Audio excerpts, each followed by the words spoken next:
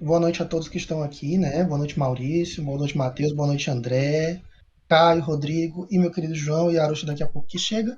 E a todos os que estiverem nos escutando aí, seja lá onde vocês estiverem, não esqueçam de mim. Bom, o semestre vai começar agora, com o semestre pelo menos em relação às atividades da célula. Eu acho que o semestre em relação às atividades da faculdade deve ter começado semana passada, se eu não me engano. Mas enfim, estamos aí alinhados com as atividades acadêmicas. Já fiz essa pequena ressalva em relação ao relato que o Caio fez, e vamos hoje estabelecer algumas regras, né, gente? Alguns esclarecimentos para que a gente possa começar as sessões, começar a jogar, os meninos a mestrarem, vocês a jogarem, e que todo mundo tenha uma experiência bem bacana. O Caio, ele sugeriu, durante uma conversa que nós tivemos, que a gente, né, no caso, a gente discutisse o tema e o mote e como é que o cenário como é que vai ser a pegada do cenário. Como vocês escutaram antes, nós vamos jogar vampiro e vai ter essa pegada no ambiente, como é que eu digo? No cenário de GTA, né? No caso San Andreas.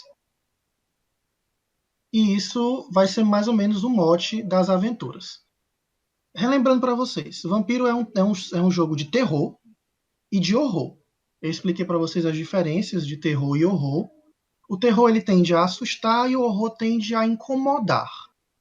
E esses são os dois pontos aqui que a gente vai levar nas narrativas. Claro, existem vários jeitos da gente abordar isso.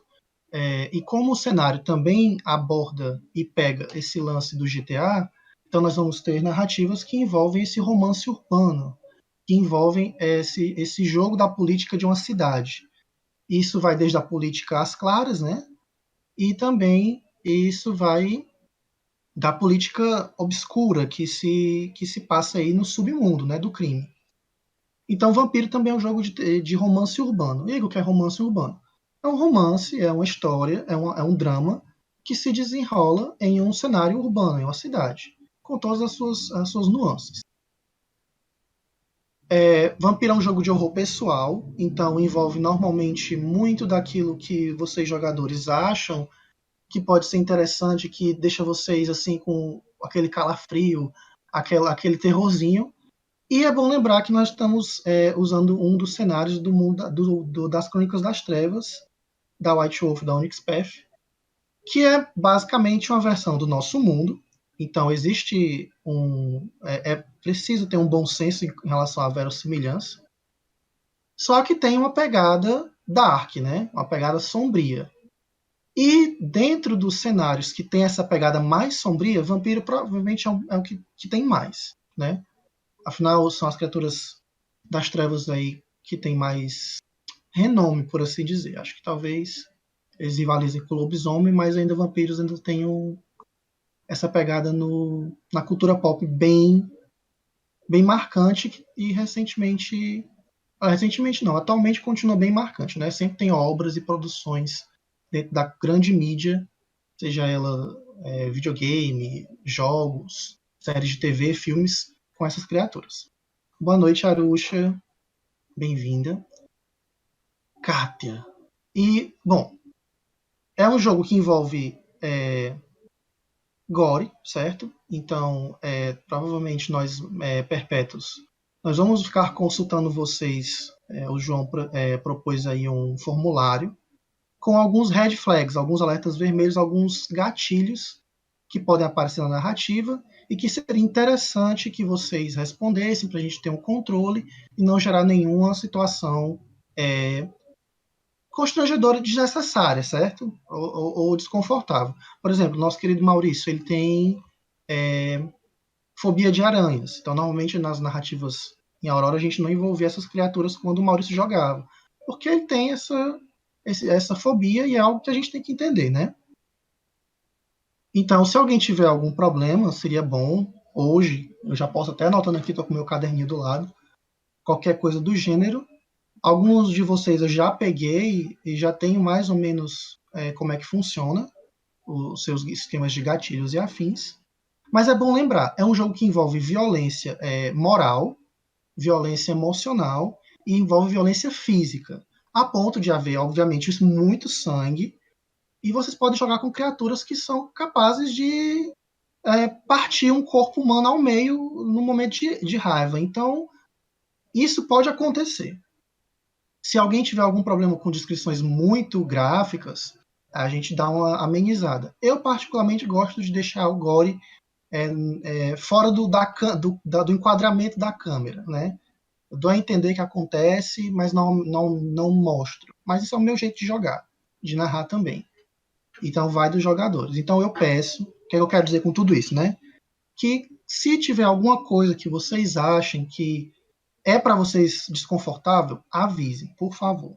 Não deixem para falar no meio da sessão. Envolve sexo, envolve romance, para aqueles que estiverem interessados. Isso é algo que é presente no cenário, tanto que é uma narrativa, é um jogo para maiores de 18 anos, né? Porque contém esses temas.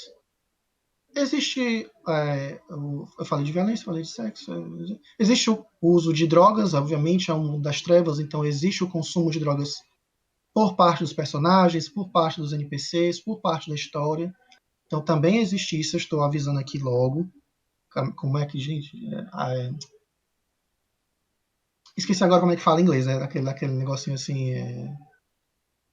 Enfim, esqueci agora, desculpa. Mas depois eu lembro. Não, é trigger warning, é tipo assim. Disclaimer, isso. Obrigado, Arusha. Exatamente. É o disclaimer aí do que é que tem no sistema. O sistema trata também, gente, para ficar claro, de vampiros. Meio óbvio, parece redundante, mas o vampiro do mundo das trevas, das crônicas das trevas, ele é uma criatura vampírica bem estabelecida dentro do próprio cosmos, certo? Dentro do próprio texto, ele não é o vampiro que a gente assiste nos filmes e nas séries. Ele tem regras básicas, baseadas em bastante pesquisa do pessoal, mas mesmo assim não tem problema com alho, pode entrar dentro da casa sem ser convidado e bibibibobobó tem reflexo e aquela coisa toda. Só que isso leva a crer que os jogadores têm uma liberdade muito grande e sol dá problema. Não, sol é regra, cara. Dá problema. Sol e fogo. Não dá certo. Meio que é aquela constante. Acho que todo vampiro tem problema com o sol, né? Pelo menos de todas as fontes que eu fui atrás. Normalmente eles têm problema com o sol, não necessariamente com fogo, mas fogo é horrível. Mas a luz da lua não é do sol? Desculpa, nunca esqueci quando tu falou disso. Justíssimo. Eu vou lembrar aqui de um ponto importante, acho que até uma piada, que é vampiros pegando fogo por saírem na luz da lua e lobisomens se transformando em lobisomens no meio da praia porque a luz da lua, na verdade, é a luz do sol. O problema do vampiro com o sol, gente, e com o fogo é aquela coisa que o pessoal que faz DD vai entender bem, bem bacana. É semiótica, é metafísica, é sobrenatural. Não tem nada de científico, não tem nada de filosófico, tem porque é metafísica. Mas não tem nada tem de religioso também, porque religião é metafísica. Enfim, não tem nada de ciência. O ponto é, o Sol é um símbolo de divindade que a humanidade associou a o Deus cristão e a os deuses criadores. O Sol é pai, é mãe, o Sol dá a vida, o Sol nutre, que é tudo que o vampiro não faz. Então o Sol castiga os vampiros porque os vampiros eles são uma abominação, eles são a perversão da vida. Então meio que o Sol tem raiva, o Sol da Terra, certo? O nosso Sol, que inclusive o nome do Sol é Sol. O nome dos outros sóis eu não sei quais são. E o problema do fogo é porque o fogo é uma conquista humana. E a criatura que habita dentro do vampiro, né, a besta, ela pega toda essa natureza animalesca, selvagem do homem pré-social, né, daquela criatura mais selvagem. Então, como o fogo é um sinal de tecnologia, talvez um dos primeiros sinais de tecnologia do homem, perdendo só talvez para pedra lascada e para o uso de tacapes, o fogo ele representa o poder que o homem consegue exercer sobre a natureza, porque ele não está mais à mercê do frio não está mais à mercê das feras, não está mais à mercê da escuridão, que é tudo que o vampiro representa. Então o fogo também machuca os vampiros por esse mesmo componente semiótico. Existe uma grande confusão, porque em Vampiro à Máscara, em tese, o vampiro com taumaturgia ele consegue conjurar fogo, né? Que é um grande problema. E quando isso é passado para. Quando existe o hacking, os vampiros não são capazes, de, por meios sobrenaturais, de conjurar fogo. Até porque alguns consideram sacrilégio. E para outros é quase um desafio, como o pessoal do Ciclo da Anciã, que adora fazer umas fogueiras no meio do mato e dançar pelado. Ou o pessoal do movimento cartiano, que adora pôr fogo nas coisas. Mas daí vocês tiram. O movimento cartiano normalmente detesta outros vampiros. Então eles vão tocar no fogo porque eles sabem que fogo faz mal. Mas, em tese, o problema com fogo e com sol é semiótico, é sobrenatural, é a natureza da maldição. Voltando aqui para os disclaimers, né?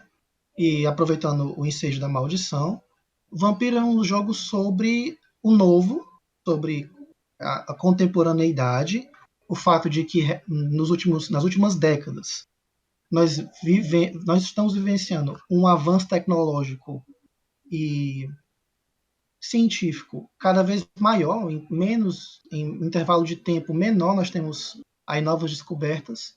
E vampiros são criaturas que são antigas e que, por causa da maldição, eles param no tempo, né?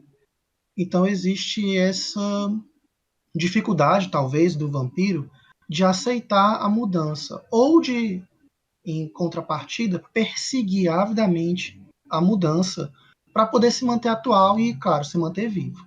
Então sempre vai ter essa dualidade, velho e novo, o novo sempre vem, o vampiro permanece, ele muda, ele se adapta. Todos os Covenants vão ter as suas filosofias a respeito disso. Enquanto alguns abominam a mudança, outros preferem abraçar. A Invictus, por exemplo, ela adora esse paradoxo de que para que ela sempre mantenha o poder dela, ou seja, sempre mantenha as coisas como elas são, os vampiros da Invictus sempre estão tentando se modernizar, né?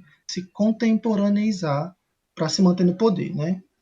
Porque a única coisa que não pode mudar é eles no poder. E eu acho que eu falei disso. Sagrado e blasfemo também eu acho que é um dos temas, se eu não me engano. Vocês são criaturas das trevas. Isso não é novidade. Vocês são amaldiçoados com o vampirismo. Vocês precisam do sangue dos vivos, precisam caçar. Não basta só o sangue, é preciso que haja a caçada. A fera, a criatura que habita no vampiro, que é o vampiro em si, né? Ela precisa da caçada, né? É, é aquilo que mantém ela viva, por assim dizer. E, ao mesmo tempo, muitos vampiros se enxergam ou veem nisso algum sinal de divindade. Embora a maioria dos vampiros atualmente e o jogo ele tem nisso no texto, que é um jogo bem aberto em interpretação, a maioria das criaturas das trevas elas tendem a um foco meio judaico-cristão. É sempre o Deus judaico-cristão, é sempre a criação judaico-cristã. O que eu quero dizer com isso? Eles aceitam outros deuses, eles aceitam outras culturas, elas são sempre bem-vindas. Existem descrições de cenário para cada cidade no mundo, com todas as suas nuances de cultura. Mas sempre que você volta ao ponto da maldição, isso você pode até estender para outras criaturas das trevas, como os magos, eles sempre têm uma pegada forte com o Deus judaico-cristão. A Lancet Sanctum afirma que foi Deus que castigou e criou os vampiros, enquanto os obrimos dos magos eles acreditam que o Deus criador, a força primordial que cria todo o universo, é muito similar ao Deus judaico-cristão. Então ele tem todas essas nomenclaturas e coisas baseadas nisso. E eu posso fazer, sei lá, alguém da Lancet Sanctum que seja da Ubanda? Não. Mas você pode fazer alguém do ciclo da Anciã que seja da Ubanda. Porque ao passo que a Lancet Sanctum tem essa pegada judaico-cristã, você vai ter o ciclo da Anciã com essa pegada pagã, né? Essa pegada politeísta. Então, culturas politeístas, culturas que têm que fogem desse eixo judaico-cristão, elas também têm o seu meio de saída aí com outros covenants. E no que diz respeito a blasfemo e sagrado, os vampiros eles podem enxergar a condição deles como uma dádiva. Embora a gente saiba que o negócio é mais embaixo, né? E eu acho que esses são os temas. Eu acho que é isso que vocês podem chegar a ver aqui, certo? Crime, sexo, drogas, pessoas em busca de redenção, pessoas em busca de viver seus vícios, pessoas em busca de sobreviver. Vampiro é, acima de tudo, um jogo de gente morta para os jogadores se sentirem vivos, né? E, dito isso, alguma dúvida, gente, quanto aos temas, quanto a gatilhos, quanto a esse tipo de problemática? Problemática não, né? De temas que podem ser trabalhados, né? O João disse aqui, nope. Vou assumir, gente, que pela regra, quando vocês ficam calados, eu posso continuar, certo? Voltando. O próximo ponto, gente, é a gente lembrar que tudo isso, o Caio falou que por mim está safe. O próximo ponto é como é que a gente vai trabalhar esses temas. Afinal, eles estão aí, se vocês foram avisados, eles existem e podem aparecer. Eu vou falar aqui por mim, se os meus colegas perpétuos quiserem falar. Acho que o João até deu um pequeno comentário aqui, que ele gosta do caos, da intriga e tudo mais. Ótimo. Eu pretendo trabalhar com vocês, gente, a boa parte do mistério sobrenatural e da condição vampírica. Então, minhas narrativas elas vão ter sempre essa pegada mais da vida vampírica. Como é acordar à noite, como é sair para se alimentar, como é pagar as suas dívidas de sangue. E é claro, nas perseguições que vocês farão, das suas obsessões, dos seus objetivos, vocês vão se deparar com o engendrado mecanismo da política vampírica, que é o que eu vou pegar. Então, normalmente as minhas narrativas vão ter esse cunho mais voltado para o social e para o mental, né? Então, tem essa vibe. E eu também gosto do suspense sobrenatural. Eu gosto de desvendar mistérios, eu gosto de trabalhar lendas e coisas que o livro que o livro sugere que vá sendo solto de pouco a pouco para vocês, quanto jogadores. Então esse é o meu ponto. O João, por exemplo, aqui falou porrada. Justo, há narradores que preferem aventuras mais intensas, né? O Rodrigo aqui pergunta, dúvida, como é a separação dos narradores das narrativas? Bom, imagino que vá seguir o mesmo esquema de Aurora, parece que como foi antes com o D&D.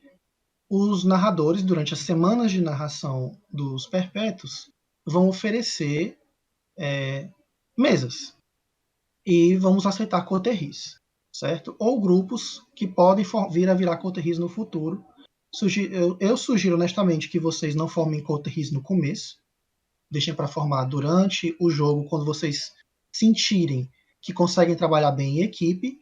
E a partir do momento que nós tivermos coterris fechadas, a gente vai oferecer as narrativas e a coterri que estiver interessada pode optar por aquela narrativa.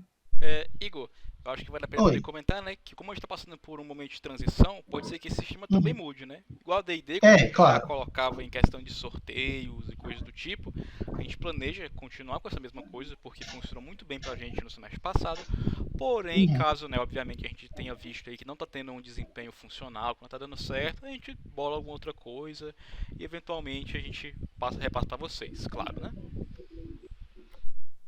Verdade. Obrigado, João. Um ponto importante que talvez seja preciso esclarecer é que o mundo das trevas, as crônicas das trevas, elas têm pouco ou nada a ver com as mecânicas e temáticas de um universo de fantasia medieval, certo? Até pode, porque tem cenários para mundo das trevas que se passam na Idade das Trevas. Mas vocês não vão trabalhar para uma guilda, vocês não vão ver quadros de avisos e não vai ter missões oferecendo recompensas. vocês vão ter agendas dentro das suas organizações e agendas próprias. Vai dos jogadores adequarem as suas necessidades enquanto jogador, o meu personagem ele quer fazer isso, com a minha organização mandou fazer isso, certo? Então, sempre não vai ficar também tão claro, por exemplo, quais são os objetivos. Pelo menos não no meu caso, né? Eu vou dar para vocês um mote e a história vai se desenrolar a partir das decisões de vocês. Eu acho que o Caio, que é um dos grandes defensores, ele vai poder falar isso bastante quando a gente for falar do como o sandbox vai ser presente nas nossas narrativas, certo? Então, para quem quiser narrar, quem quiser jogar conosco, o Maurício, que já narrou a Máscara, ele sentiu na pele como é depender das escolhas dos jogadores, né? Eu posso chegar para vocês com uma ideia e, devido às suas decisões, a gente rumar para outro lado da história. Então, isso é bem importante para vocês, jogadores, perceberem que vocês vão ter uma carga de responsabilidade maior, porque vai vir com autonomia, e nós, mestres, vamos ter que também ter essa flexibilidade de saber improvisar bem, certo? E, isto posto, dito isto, eu esqueci o que eu queria falar, deu um branco, uau, mas calma. Tava falando de quê, gente? Dominação. Eita, rapaz. Não, gente, agora é sério, deu um branco, oxe. Tava falando de quê, gente? Chegou minha Tá janta. Ah, falando beleza. sobre sandbox, tá? Ah, A beleza, janta do João. sandbox. Chegou a janta do João. Ah, beleza, gente. Bom, as narrativas vão ter essa autonomia de vocês, jogadores. Então, pensem bem na hora de construir uma ficha, pensem bem na hora de criar o conceito do personagem de vocês, que é o que a gente vai falar daqui a pouco. Questão de personagem, ficha, ajudar que o Matheus está fazendo a ficha dele aí no meio do negócio. E. Ai meu Deus, esqueci de novo. Não, pera, voltando. Sandbox, autonomia, jogadores. E para os meus colegas narradores, e quem desejar narrar, é bom lembrar disso. E falando em agendas próprias e agendas das organizações, eu volto aqui ao ponto que eu falei lá no começo. Vocês estão passando por um processo de transição, a gente também. E o livro sugere para jogadores de primeira viagem, e que muitos aqui são, o jogo seja cooperativo no começo. O que é que isso significa? E é bom que boa parte dos seus objetivos se alinhem para que ninguém fique jogando um contra o outro. Intriga é bom, aquela disputa de poder é interessante? É.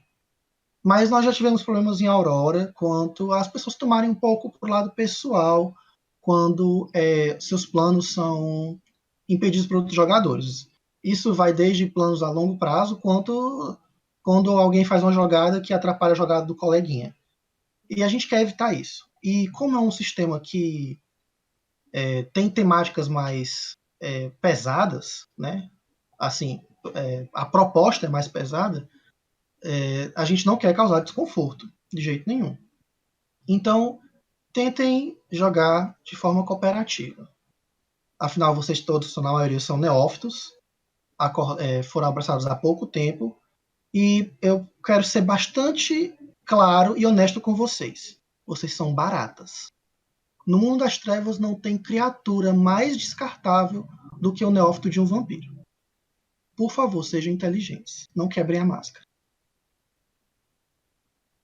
A Kátia fala aqui. Importante lembrar disso. E Kátia está digitando. Enquanto Kátia digita, vou lembrar para você. Voltando aqui. Óbvio. Vocês são, óbvio, os protagonistas dessa história. É claro que a gente não vai sair matando vocês ou botando vocês para enfrentar um changeling da corte do verão que domina a luz do sol. Não, é óbvio que isso não é o ponto. Mas eu já vi muito jogador se matar sozinho, sem que o mestre interferisse. Então, tentem jogar, sejam coleguinhas, certo? Aí no futuro, quando vocês forem para outras mesas, jogarem suas próprias narrativas, desejarem adentrar nas drogas pesadas como Prometheus, Geist, Mago, e afins, aí vocês podem fazer o que vocês quiserem, a gente dá até apoio, quem quiser narrar aí eu tô jogando, tá? Mas é bom lembrar, tudo que vocês fizerem em San Andreas, fica em San Andreas. Certo? Alguma dúvida quanto a isso, gente? Alguma ressalva, algo que vocês gostariam de colocar? O João fala aqui, voltei, não levar para o mundo real, meu povo. Exatamente.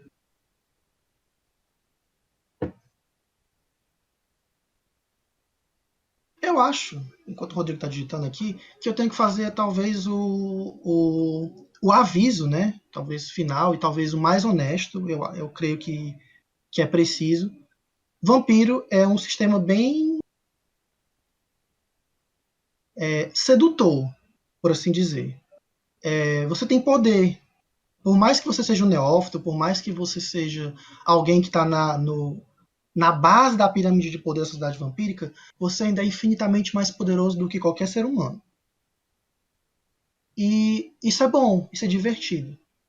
E isso nubla nossas decisões. Eu falo isso porque eu já fui nublado pelas minhas decisões aqui.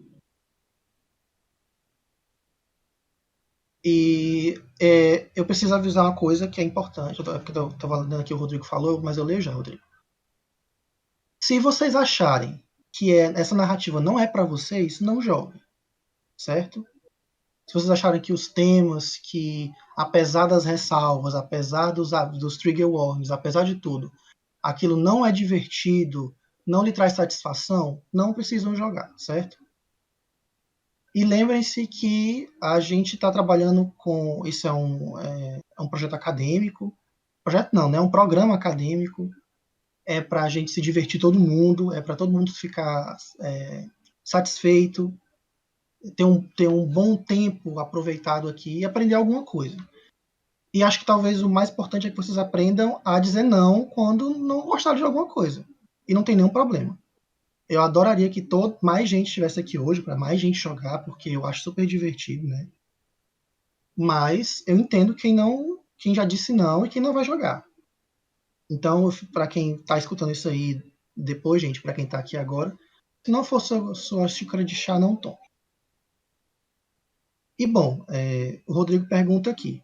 Tendo em nota as informações e avisos, como a narrativa ainda não começou, eu posso redistribuir alguns pontos da minha ficha.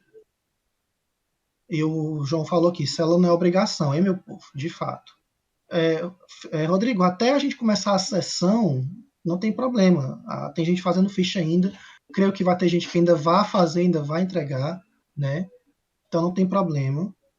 É até bom mesmo que vocês redistribuam aí e façam os ajustes necessários, uma vez que a gente está explicando como é que o cenário vai rolar. Eu vou pedir daqui a pouco que o João me ajude com essa parte das implicações e dos tons que o cenário tiver, né? Quanto à parte do GTA.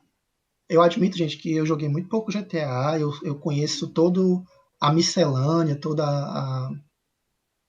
a superfície. Mas eu creio que o João vai poder ser bem mais claro quanto a isso. Quanto a vampiro, quanto a parte da vampiragem, eu vou trabalhar com esses temas, certo, gente? Então, quem quiser desenvolver aí sua vampiragem, quem quiser crescer tendo cidade vampírica, quem quiser ficar poderoso, vai ter oportunidade. Resumo de GTA. Oh shit, we are go again. Tá bom de deixar para testar, hein? Pesquisa de campo para imersão. Olha aí, bacana. É verdade, né, João? Tem razão. Por que eu não tô jogando GTA ainda, né? Beleza. Vou até dar, vou dar aí uma chance de novo aí. Nostalgia. E Vampiro, gente, é um jogo sobre nostalgia. Eu acho que nunca esteve tão presente na nossa mídia, na grande cultura pop aí, autorreferência, intratexto, né? Nostalgia. Não importa quanto tempo vocês morreram e estão andando aí na noite chupando sangue do povo, vocês sentem falta, de alguma forma, de serem humanos. Ou sentem, gostam da vampiragem. E é falando disso que eu vou entrar aqui para fazer alguns resumos básicos para ajudar quem está fazendo ainda ficha, como o Matheus.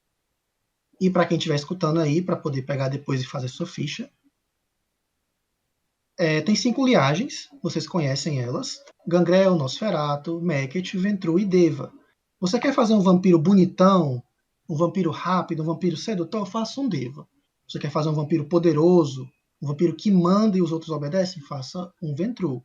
Você quer aquele vampiro que encarna o espírito motoqueiro, que sai batendo no povo, que gosta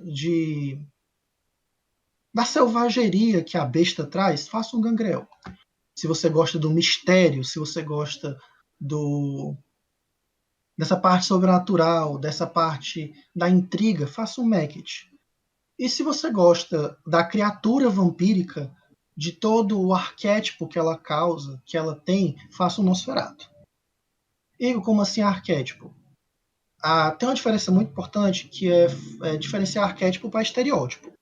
O estereótipo é um julgamento geral baseado em um N relativo que não necessariamente tem alguma validade. E existe uma coisa chamada arquétipo, que é um conjunto de significados e significâncias que um símbolo ou um signo possui. O pessoal de DD aí pode falar muito melhor do que eu sobre essas coisas. Mas, até onde eu sei, vocês têm uma linha tênue na hora de criar o personagem, que é a linha tênue entre o estereótipo e o arquétipo. Quando eu falava disso, por exemplo, em D&D, você tem o arquétipo do cavaleiro. N classes podem se encaixar no arquétipo do cavaleiro. E você tem o estereótipo do cavaleiro, o paladino, o fighter, até o clérigo às vezes entra aí, nesse ponto. E o que você quer dizer com isso? Você não precisa seguir todas as regras e indicações que o livro diz quando você assume um gangrel, por exemplo. Nem todos os gangréus precisam ser motoqueiros que ficam em bares de beira de estrada, carecas, barbudos, parecendo Kratos. Vocês não precisam fazer o Conde Drácula para fazer um Ventru, certo? Mas existe o arquétipo. Existe aquilo que você não deve fugir na hora de fazer seu personagem. Devas são sedutores. Gangréis são fisicamente imponentes. Eles não precisam ser musculosos, eles não precisam ser atletas ou bodybuilders, mas eles têm uma imponência física, certo? Seja na altura, seja no porte, seja na postura. Nosferatu são criaturas das trevas no mais alto grau possível. São criaturas misteriosas que vivem na margem. Eles são marginais nesse ponto de vista. É claro, você pode fazer um Nosferatu da Invictus. Alguém que literalmente comanda a cidade nas sombras. Ele não deixa de ser um Nosferatu. E quando eu falo nesse ponto, gente, é que esses arquétipos e esses estereótipos existem por um motivo, certo? Vale lembrar que gangréis são mais resistentes do que fortes. Os dois clãs que ganham poder de força facilmente são os Devas e os Nosferatus. É verdade. Tanto que você pode ter um atleta, né, um corredor, um levantador de peso, que é um Deva.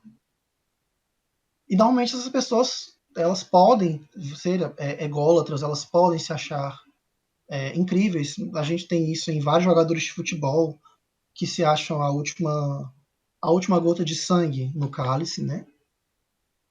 Então fiquem atentos ao arquétipo e ao estereótipo.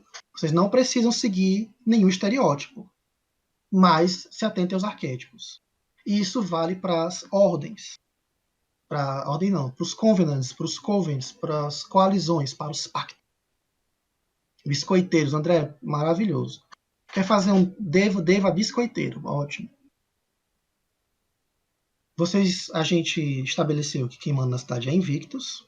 E se você gosta de poder, se você gosta de estar onde as coisas acontecem, faça um membro da Invictus. Se você gosta de estar seguro, de você gosta de não correr risco, você vá para Invictus. Claro, você não precisa ser um homem de terno, um magnata, nem precisa ser uma socialite ou uma matrona para ser alguém da Invictus. Você pode ser um policial, você pode ser um político, você pode ser o administrador de uma pequena empresa, de um negócio local. mas você está em alguma posição central de comando. Coisas importantes passam pelas suas mãos para você decidir, em pequena ou em larga escala. Se você gosta de alguém que tem um apelo pela própria redenção, alguém que não aceita tão bem a própria maldição, ou que aceita a maldição como uma forma de bênção, se você quer fazer o bem para aqueles que são da sua raça, né? Vá para a igreja, vá para a Lancet Sanctum. Se você gosta de tradições, se você gosta do vampiro pelo vampiro, amaldiçoado por Deus, a vagar pela terra, faça um santificado. Igor, mas eu gosto de mistério, eu gosto desse lance de o que é que se esconde na noite além dos meus colegas vampiros. Tem muito mais coisa acontecendo. E eu quero ficar forte. Eu gosto de ser vampiro. Ser vampiro é legal. Mas eu tô cansado de só poder sair de noite. Eu tô cansado de toda vez que eu tenho que procurar uma pessoa nova para tomar o sangue, porque se eu tomar mais de tantas vezes de um pescoço, e que é fácil, eu sempre consigo achar esse rapaz no meio da rua. Mas aí eu vou criar um laço de sangue com ele. Se você gosta de ser vampiro, mas não gosta da parte ruim de ser vampiro, procure a Horda do Draco.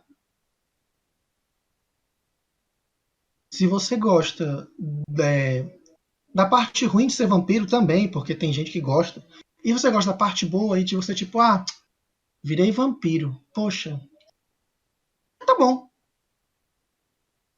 O ciclo da anciã vai te aceitar. Você agora é parte de uma coisa maior, de um esquema mais antigo, né? Você atende a demandas superiores, mas não segue os dogmas católicos, judaicos ou monoteístas da Lucete Sanctum. Igor, eu gosto da luxúria, eu gosto dessa parte da de ser vampiro. É bom ter esses poderes. É bom, e eu quero fazer o que eu quiser sem me preocupar muito com consequências. A Lancet Sanctum, ela não vai com a sua cara com isso, mas o ciclo da anciã pode abrir as portas para você. Igor, mas eu não gosto de nada disso. Eu sei que o sistema é vampiro, mas eu acho essas coisas de tradição, de sobrenatural, de servir a Deus ou de ficar fazendo pesquisa. Não sei, eu queria fazer uma coisa diferente, eu queria escapar desses estereótipos, desses arquétipos aí. Existe um movimento cartiano, gente. Se você quer trazer mudança, se você quer que o jogo siga mais uma linha próxima daquilo que você acha que é o ideal, se você quer influenciar seus colegas, jogue de cartiano. São aquele pessoal que gosta de agitar e fazer as coisas acontecer. Então, você tem esses 5 covenants, você tem essas 5 linhagens. É bom lembrar que vocês não podem, pelo menos não agora, no começo, pegar uma linhagem, uma bloodline, né? Que é uma das opções que o livro oferece. Porque são muitas opções, a gente teria que estudar, e é bom que vocês vão aprendendo. Eu pretendo representar alguns para que vocês tenham, sei lá, aquele gostinho tipo, poxa, esse vampiro dessa linhagem de sangue específica que é tão legal, Igor, será que o meu vampiro pode pegar? Você pode. Se o seu vampiro já for do clã, se ele já tiver aí o negócio, a gente pode ver. E aí, voltando, aqui, Jesus Cristo, Accurate, BRB, voltei, exemplo de Nosferatu, Covenants igual colisões igual organizações. Justo. Igor, clãs, ok. Pactos, ok. Coalizões, ok. Alguma ressalva, alguma nota? Bom, gente, depois de tudo isso que eu falei, eu acho que eu vou passar para a parte em que o João vai me ajudar daqui a pouco, que é, de fato, como é que tudo isso que a gente falou para vocês até agora se encaixa no cenário que a gente desenhou, que é o que vocês vão jogar. E para fazer isso, o Caio deu uma sugestão da gente usar algum livro-texto, alguma base, ou mesmo o livro.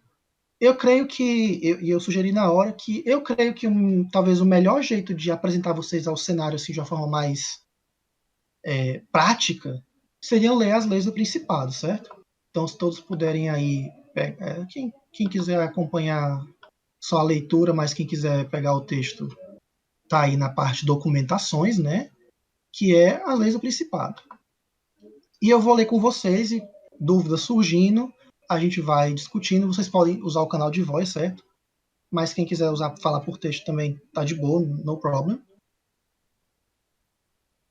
E vamos lá, aqui desde o Principado. Deixa eu voltar aqui pro geral para ficar lendo o que vocês estão falando. Tá abrindo aqui, beleza. É bom lembrar vocês, gente, que a Invictus manda e a Invictus estabelece essas regras. Dentro do cenário geral, dos jogos gerais, quem criou a maioria das regras que todos os vampiros usam, até mesmo os de outras coalizões, foi a Invictus. Ela foi uma das primeiras organizações de vampiros que surgiu depois da queda da Camarilla com o final do Império Romano. Eu acho que a única que antecede a Invictus é a Lancet Sanctum, que, segundo os relatos, ela começou com a crucificação de Jesus em 33 depois de Cristo, né? Acho que foi 60 anos depois que o cara lá, o Longinus, ele ficou peregrinando. Aí ele fez a primeira Igreja das Trevas, a primeira Missa da Meia-Noite, e bibibibobobó. Inclusive, gente, tem uma série na Netflix chamada Missa da Meia-Noite. Não vou dar spoilers, mas quem quiser se inspirar aí nas coisas aí de vampiragem, pode assistir, tá? Deixa eu ver, não tá abrindo, não? Que coisa. Ah, João, obrigado. O João tá colocando aqui, né? Obrigado, João. Todos nascemos do sangue e para o sangue devemos voltar. O sangue nos une e nos torna iguais na noite. Nenhum parente está acima da mascarada. Nenhum parente é livre do julgamento ao infringir as antigas tradições. Gente, o que é a mascarada, ou no original inglês, The Masquerade, né? É o baile de máscaras. É todo o conjunto de regras e hábitos que a sociedade vampira ela tem como um todo, e a mascarada foi cunhada, né, forjada pela Invictus, né? Então, a Invictus ela sugere não, ela implementa as 3 tradições. A mascarada, que implica que, gente, vocês não podem falar, eu tô falando isso e vai soar arbitrário, mas é arbitrário porque é Invictus, enfim. Vocês não podem falar para pessoas que não são vampiras que vocês são vampiros ou que vampiros existem. Ah, Igor, mas eu tenho um carniçal. O carniçal, ele é um associado, ele deve passar por um processo de introdução à sociedade e aí ele se torna alguém da família. Um primo distante. Mas ele ainda assim é da família. Isso conta. Informar qualquer outra pessoa, até mesmo outras criaturas das trevas, mesmo mediante jurar segredo e afins, é quebrar a primeira tradição. É expor a família a quem não é da família. Isso tem um valor sobrenatural, metafísico. De fato, existe todo vampiro, independente do clã, independente do Covenant, eles se consideram todos um povo só. Eles têm um senso de identidade. Apesar deles estarem se matando o tempo todo, porque o pior inimigo de um vampiro é outro vampiro, mexa com o vampiro para ver se não se mexe com os outros. Então, a primeira tradição é essa. Alguma dúvida? Enquanto o João está escrevendo aqui, gente, se vocês quiserem usar o canal de voz, podem usar, tá? Quem tiver com vergonha aí, eu conheço a voz tudinho. Tudo de boa. Tá? Então, eu vou considerar o silêncio como... A segunda tradição, gente, é primogenitura. Vocês podem terem quantos empregados vocês quiserem. Ah, Igor, mas qual a diferença de empregado para carniçal? No caso mecânico do mérito retainer ou, como foi gentilmente traduzido para lacaio, como é que o meu lacaio pode saber que eu sou vampiro? Depende. Seu lacaio é um carniçal também? Seu lacaio, ele faz coisas que envolvem a sua vida vampírica, ou ele é uma pessoa que serve como testa de ferro, como alguém que sai de dia para você? Existe uma linha tênue aqui, mas assumam sempre que isso não pode entrar em conflito com a primeira lei. Ou seja, se não é do sangue, não é da família, não conte. Se ele se questionar, demita, se livre, promova, apenas não quebre a primeira tradição. Isto posto, em relação à segunda tradição, criar outro vampiro é um ato que envolve alguns sacrifícios. Envolve sacrifícios mecânicos, embora temporários, envolve sacrifícios sociais, que podem ser permanentes. E a gente vai já lidar com isso, falar mais disso daqui a pouco. E aí, toda criança que vocês gerarem, seja por qualquer motivo, que vocês abraçarem, criarem outro vampiro, essa pessoa vai ser mais ou menos que nem vocês são para os seus senhores. Um fardo. São pessoas que não sabem o que estão fazendo, que você vai ter que ensinar, e que se eles fizerem merda, na verdade quem fez merda foram vocês. Então, cuidado. Igor, mas tu fala cuidado como se a gente fosse sair abraçando gente. Eu já vi em sessões jogadores se apegarem muito ao NPC e quando o NPC sofreu alguma coisa, estava na beira da morte, a pessoa decide, não, vou salvá-lo, vou transformá-lo no vampiro. Aí você tem certeza? Aí eu tenho. A pessoa fez. Isso aconteceu mais de uma vez, para falar a verdade. Então, apesar de ser uma experiência particular minha, eu já vi acontecer e não descarto. Vocês podem ter envolvimentos sentimentais com a trama, podem querer salvar alguém, podem querer trazer alguém que você acha que é importante para a família. Isso é justo, é válido. Só que tudo tem consequências, né? A terceira tradição é talvez a mais abominável para a sociedade vampírica, que é a Amaranta, que vocês conhecem como Diablerie. Amaranta, se eu não me engano, é o nome de uma fruta ou de uma flor que tem um formato de coração, certo? E que ela levou a inspirar esse nome, certo? E o que é a Amaranta? O que é a Diablerie? É você matar outro vampiro, mas não só matar, absorver o sangue desse vampiro. Igor, mas por que eu faria isso? Primeiro porque às vezes você não pode controlar, você toma o sangue todo de alguém. Segundo porque é um jeito muito fácil de ascender em poder e força. Um vampiro que faz amaranta, ele absorve muito poder. É como um boost de XP, mecanicamente falando. Você ganha potência de sangue, você ganha algumas habilidades que o alvo tinha em não vida, e outras coisas que o narrador pode achar que vale a pena você herdar. Junto, claro, com as consequências. Isso é um ato hediondo para os vampiros. É horrível.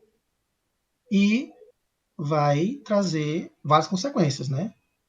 E como vocês estão vendo aqui, é punido com a caçada e a morte do acusado. Digo, mas o vampiro está morto. Como é que eu vou matar ele de novo? Morte final, gente.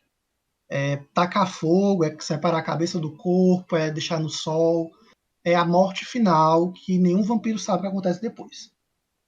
Então, sim, vocês podem morrer 2 vezes. Em tese, como vocês já vão jogar vampiro, vocês já morreram. É proibido, em fato, abominável se alimentar do coração de outro membro da família, levando à morte final. Tal crime de Diablerie é punido com a caçada e a morte do acusado. Essas são as tradições, gente. Elas estão escritas no livro mais ou menos ipsis literis, como estão aqui. Eu devo ter dado uma floreada, mas basicamente é isso. O cerne é o mesmo. Este decreto, em nome de Sua Alteza, o Príncipe Lúcio de Kendrick II, regente dos domínios de San Andréia, sob a aprovação do Alto Conselho dos Príci, fica doravante estabelecidas as seguintes leis a serem cumpridas com vigor e regozijo para toda a cidade. Primeira lei. O príncipe é o juiz para todas as leis. E o que é que isso significa? Em tese, quando o príncipe, interpretado por quem quer que seja dos perpétuos, ele decide o que é assassinato. Ele diz se você matou aquele personagem em autodefesa ou se você cometeu um assassinato a sangue frio, e a decisão dele é final. E isso não é um pouco arbitrário, isso não é um pouco injusto? Gente, ele é um príncipe. Isso não é isso não é uma democracia e vocês não têm direito a voto. que fique bem claro. Igor, mas isso não é um pouco opressivo, tu falar assim, dessa forma com a gente? Um pouco. Eu entendo que soe. Mas um dos grandes divertimentos de jogar Vampiro é vocês agirem às sombras dessas implicações. Algum de vocês pode, por exemplo, querer tomar o Principado porque não gosta do jeito que ele está sendo conduzido. E honestamente eu acho super válido. As leis são propositalmente opressivas, certo?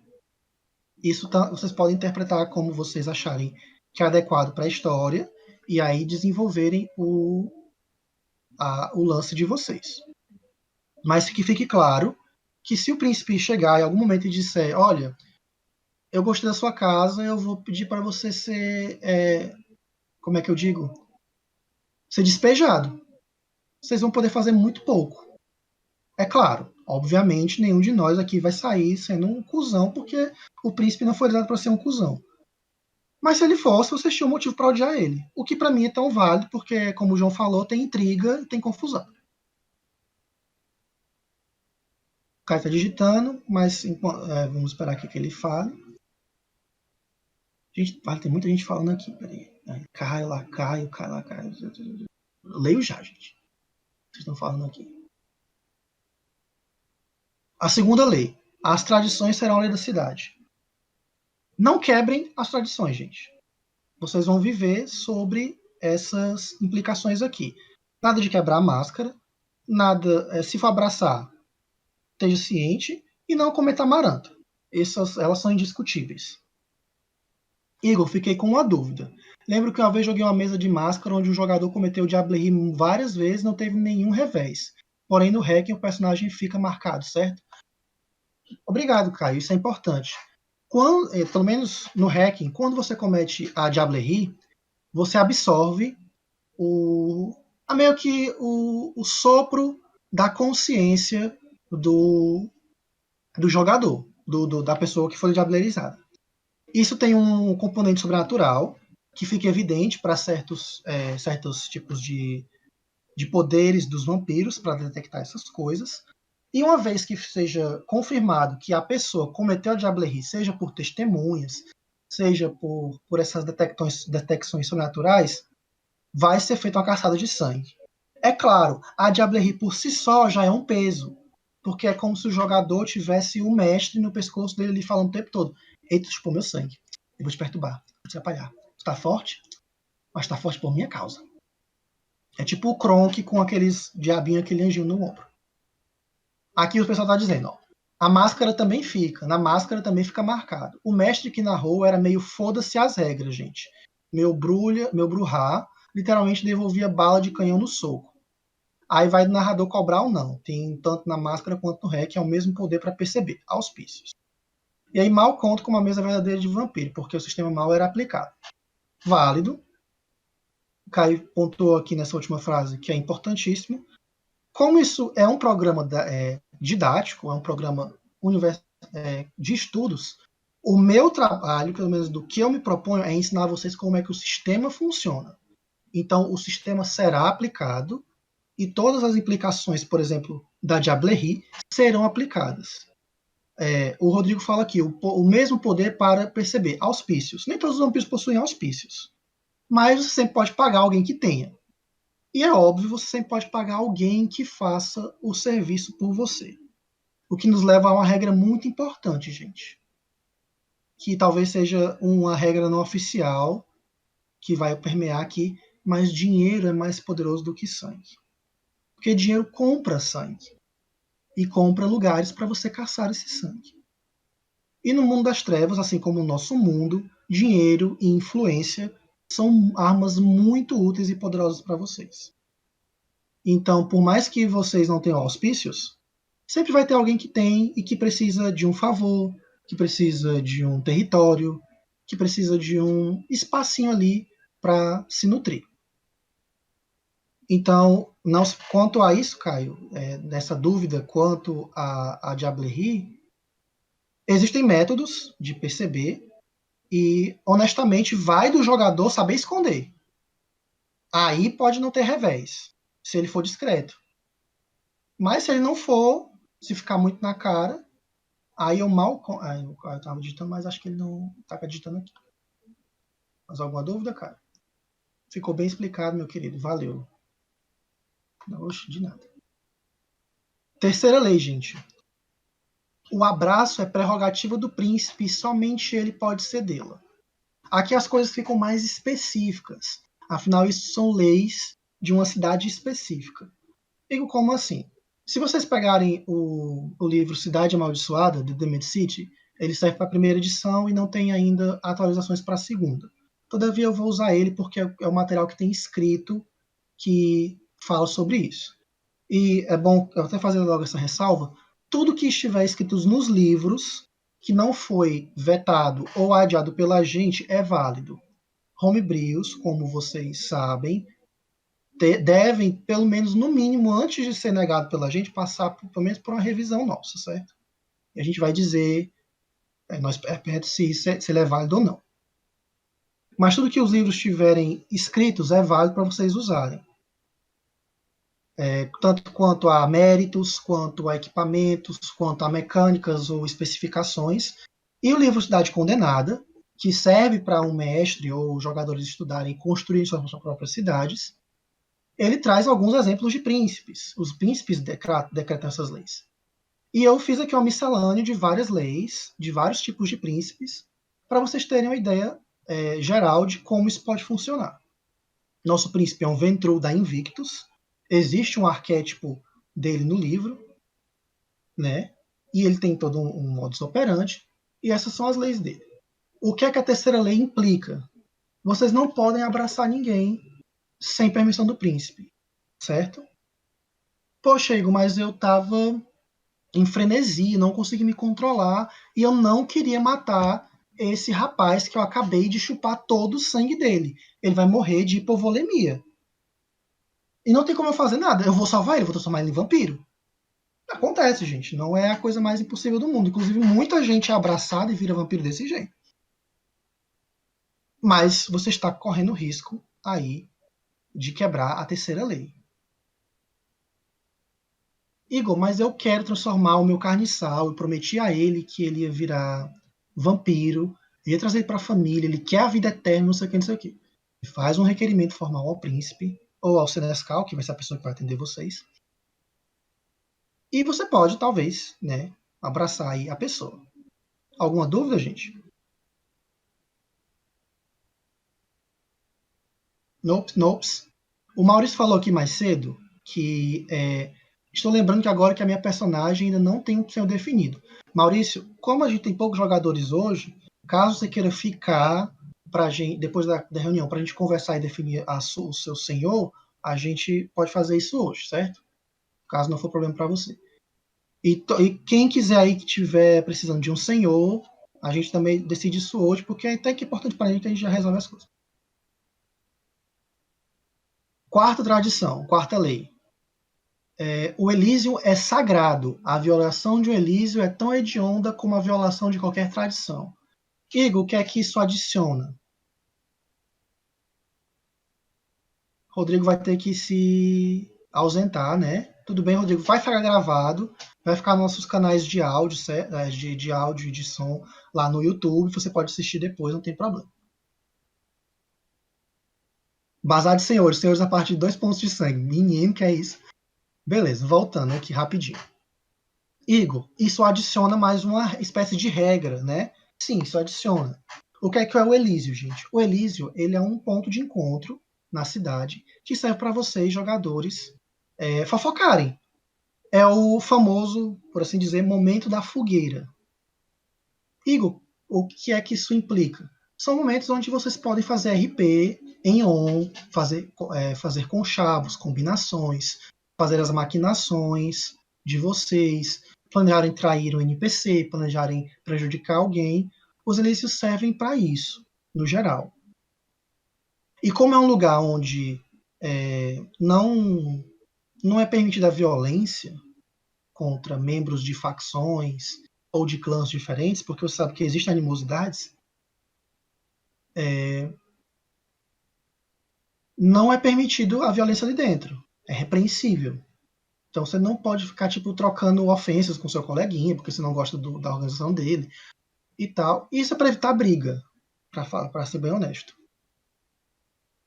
Mas é claro, nada impede vocês fazerem tudo isso que eu estou dizendo, quebrar tudo isso que eu estou dizendo de forma inteligente, de forma sutil, de forma discreta. Nenhuma dessas regras em on é para ser quebrada. Mas vocês sabem que nem tudo é preto no branco, principalmente quando você está com a boca suja de sangue. Quinta lei. O refúgio de um membro é seu lugar sacro. A violação de um refúgio é o mesmo que a violação de um elísio. Eu acho essa regra interessante e ela é baseada numa das regras de mago, que implica que vocês não podem invadir o sanctum de outro mago, porque é um lugar sagrado e tal. Eu trouxe essa regra para aqui para o sistema. O que é que isso significa? Para a gente continuar mantendo essa boa convivência, esse respeito, esse clima de cooperação, pelo menos no começo, vocês podem invejar, podem desejar as escolhas de outros jogadores.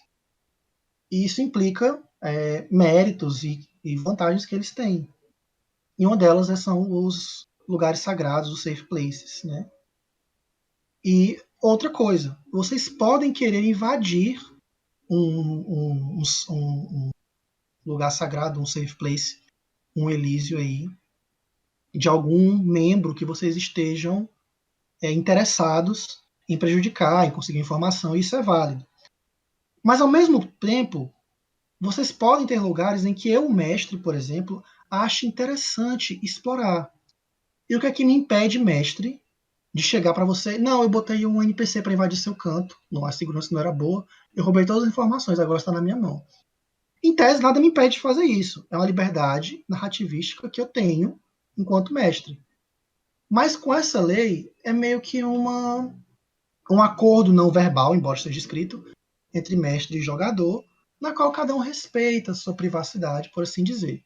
É claro, se eu achar interessante, se meu NPC for bom o suficiente, né, tomem cuidado. É bom que vocês investem aí em segurança. Alguma dúvida, gente, quanto a isso?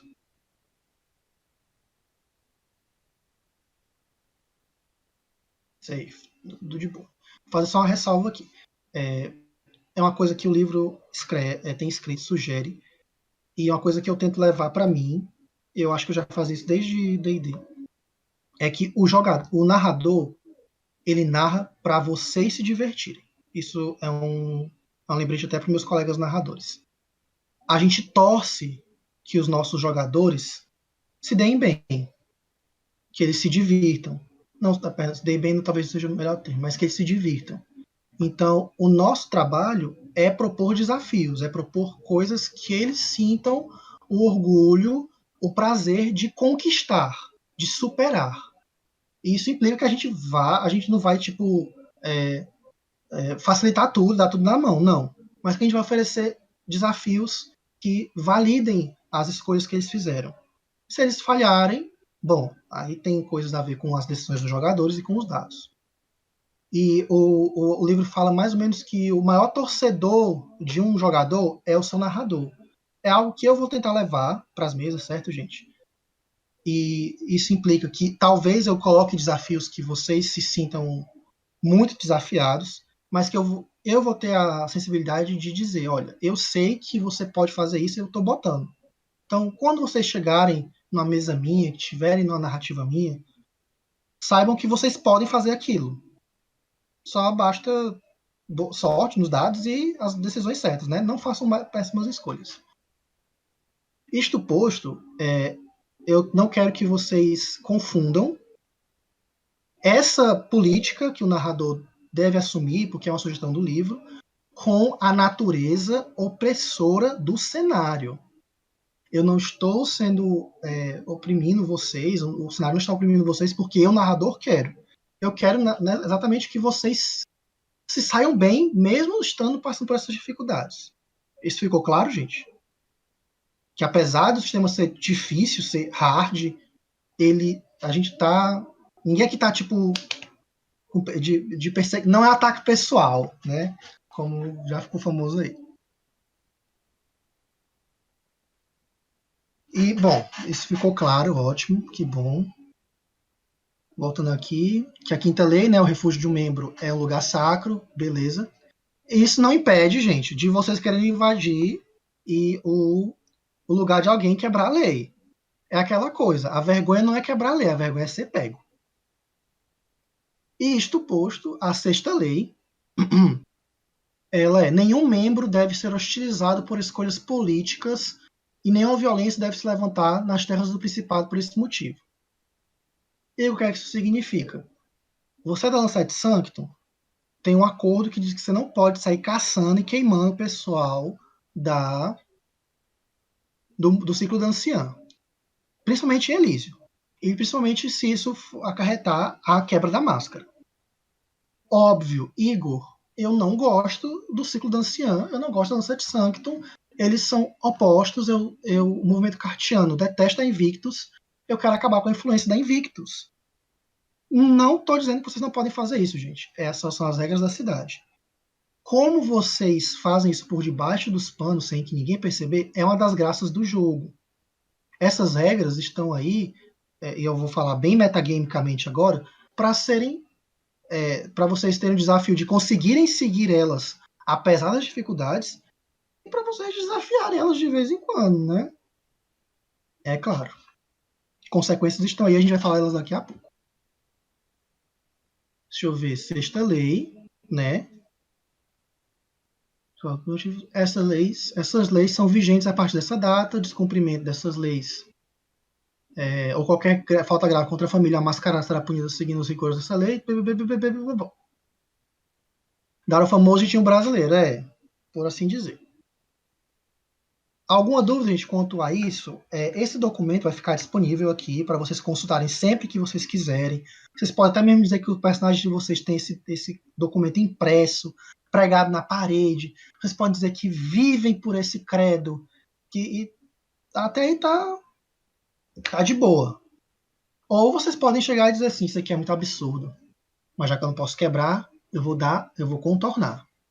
E você dá o famoso advogado do diabo aí e achar as falhas no processo. Alguma dúvida? Não, né? Ninguém falou nada. Igor, como é que isso vai ser cobrado? Bom, gente, as leis elas estão aí, se elas forem quebradas, elas vão ter consequências. O que é que isso significa? João, se você puder fazer aí o negócio aí que tá fazendo antes de colocar as palavras do texto, adoraria. Opa, Mas pois não, deixa eu ver se eu patrão. consegui. Pode só Deixa eu especificar ver qual se eu... documento? É o mesmo, é porque eu não tô conseguindo abrir aqui no meu computador, não sei porquê. Pronto, streamar, né? Não, tu não tava, tipo, mandando só os trechos? Ah, Pode sim. mandar os trechos só das definições penais, por favor? Deixe-me pegar aqui. Leis do É no finalzinho. Principado. Deixa eu abrir Enquanto o João aqui. faz isso pra gente, eu vou falar de um ponto muito importante, que é mecânico, que serve para vocês. E eu acho que desse ponto o João pode assumir com o que ele tiver para falar, e eu acho válido, né, João? Que é humanidade. Humanidade é um medidor moral dentro do mundo das trevas para vampiros. Cada medidor moral eles têm uma especificação para cada criatura. No caso dos vampiros é a humanidade. É o quanto aquela criatura, aquele vampiro, ele é humano. Humano não, né? Ele é menos dominado pela fé. E o que é que isso significa? Vocês são seres humanos que agora tomam sangue, que fogem da luz do sol e do fogo, que dormem ao cantar do galo e acordam ao último raio de sol sumir no horizonte. Isso tudo é sobrenatural. Isso tudo está fora do controle de vocês até certo ponto. Há jogadores que gostam de manter uma jogada mais perto do normal. E há jogadores que gostam de ceder aos impulsos vampíricos, à sedução vampírica. E a humanidade pode flutuar, subir e descer. Lá no livro, vocês vão encontrar os pontos de ruptura para cada nível de humanidade que vocês têm. 1, 2, 3, 4, 5, até o 10. Cada um deles descreve atos que vocês podem ter em jogo que se aplicam aí contra a humanidade de vocês. Ego significa o quê? Significa que se eu fizer tal coisa, eu arrisco perder a humanidade, e arrisco ficar cada vez mais vampírico, mais feroz, mais bestial. Exato.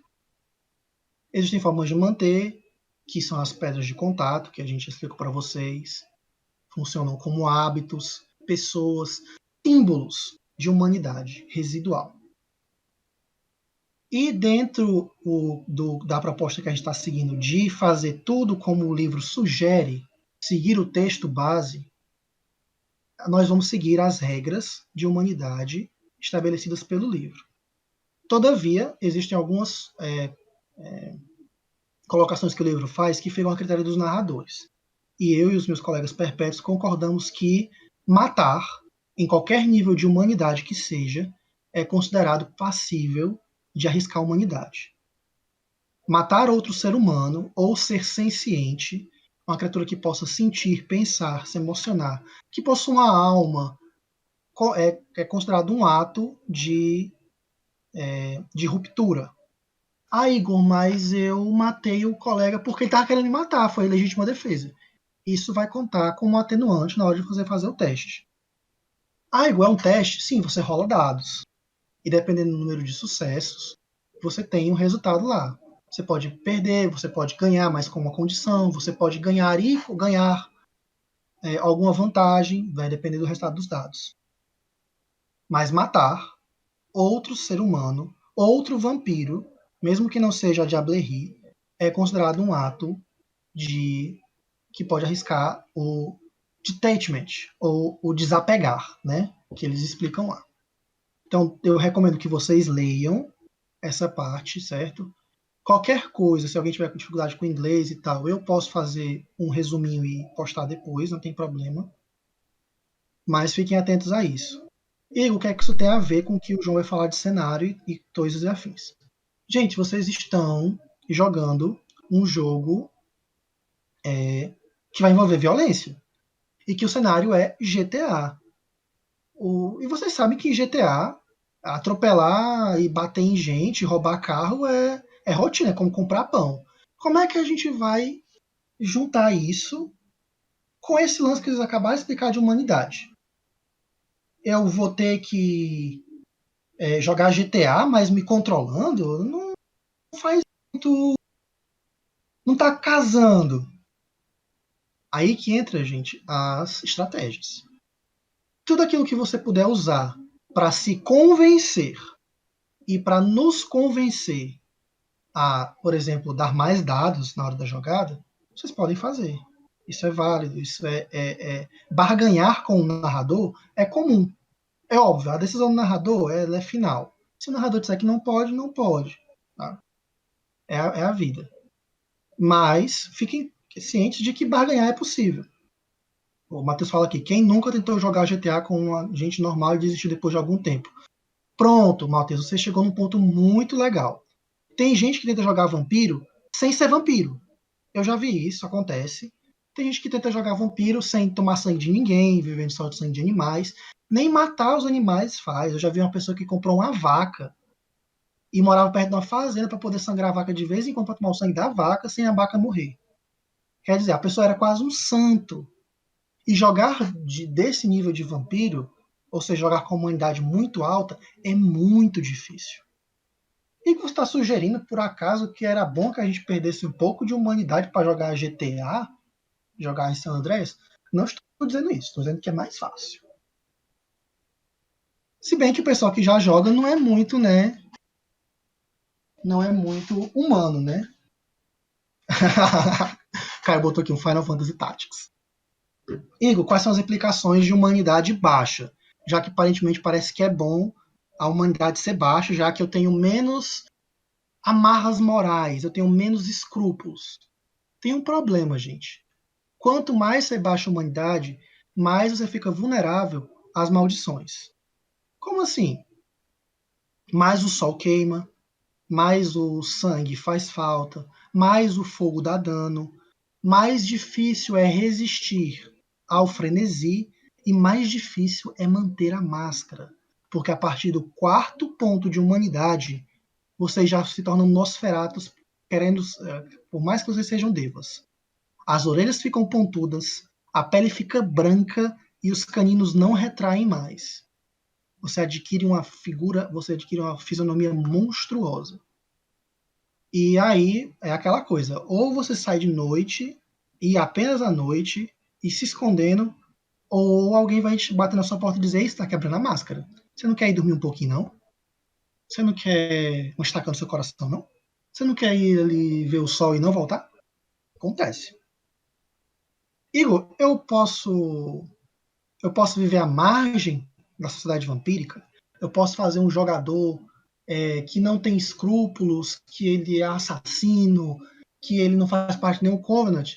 Olha, eu diria para você que pode, porque eu não sou aquela tipo de pessoa que vai dizer, não, pode não, eu vou proibir. Pode, mas as consequências são piores.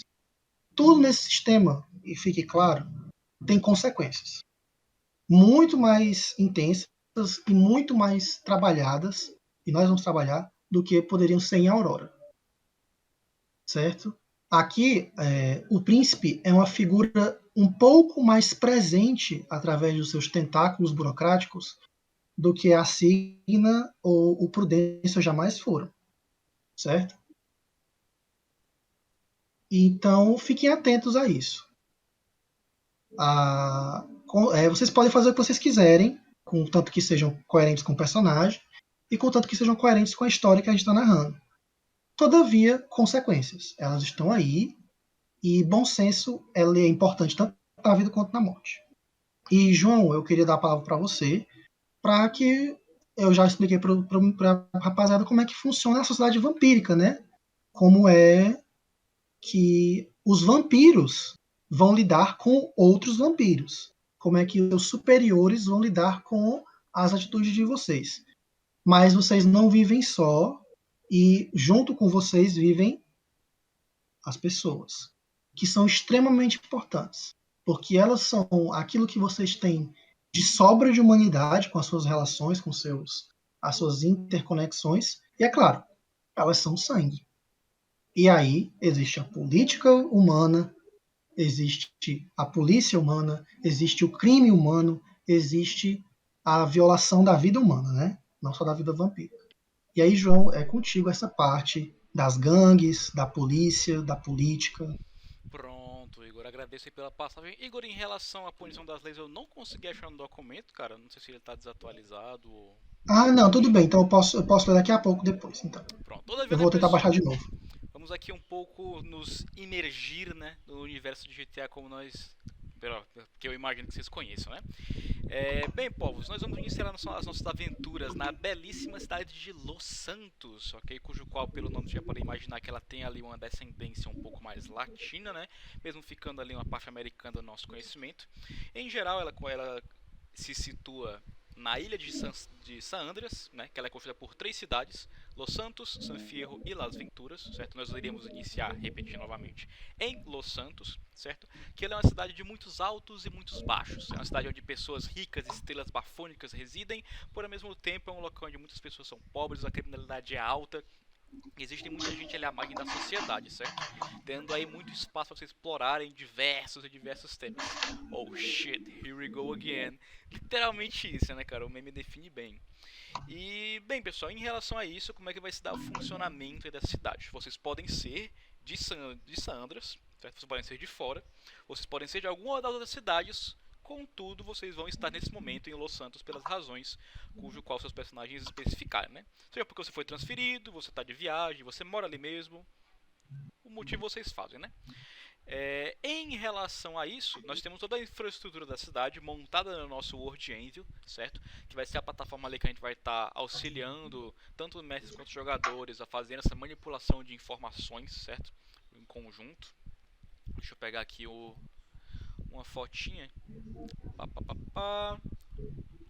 Prontinho, um foco mais detalhado aqui em Los Santos, certo? Nós já estamos populando o nosso mapa, certo? Então cada pontinho desse é um ponto de interesse, vocês podem residir em uma região, a gente marca ele no mapa pra gente identificar, certo? E cada ambientezinho desse aí tem uma certa especificação, pode ser locais e coisas do tipo, mas a maioria são pontos relativos à sociedade no geral, composta por esse ambiente, certo? Deixa eu ver... Mais alguma coisa que eu acho que seja pertinente notar, Igor? Só em relação ao que o João tá falando, a cidade, né? A Los Santos, apesar da narrativa toda se rolar em Los Santos, ela é território da Lança de Sangue, certo? Isso, galera. Então a gente está juntando essa ascendência latina que o João pegou, e por os latinos terem esse forte cunho cristão, né?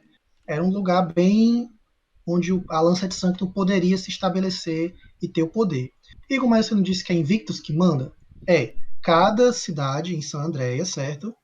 E pode haver aventuras mais para frente nas outros cantos. São territórios de cada um dos clãs, né? E aliás, dos Covenants. Mas, como o João falou, San Andreas não. Los Santos é território da Lança de Sanctum.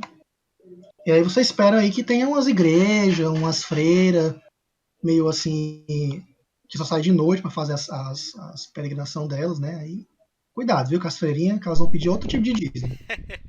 Justamente, pessoal, o Igor comentou coisa importante, né? E outro ponto bastante popular, digamos assim, da cidade de Los Santos são as suas organizações criminosas, né? Que são o foco de praticamente quase todos os jogos de GTA. A gente não podia deixar de fora, né? Então, em relação a isso, para todos os residentes de Los Santos, é importante entender, certo? Deixa eu pegar aqui a imagem aqui.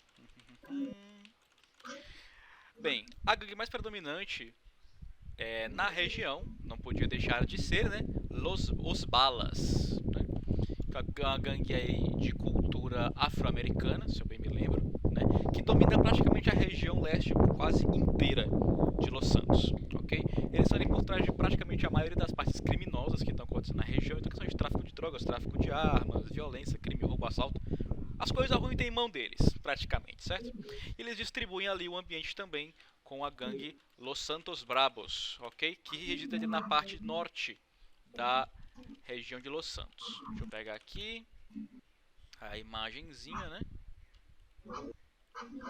Aqui os... Opa, perdão. Los Santos Vagos. E pelo nome, né, pela colocação, dá já para imaginar que eles têm uma origem mais latina igualmente, né? Pelo território de Los Santos ter sido originalmente pegado por uma parte latina e depois colonizado, eles estão ali para ter a representação do seu devido ambiente.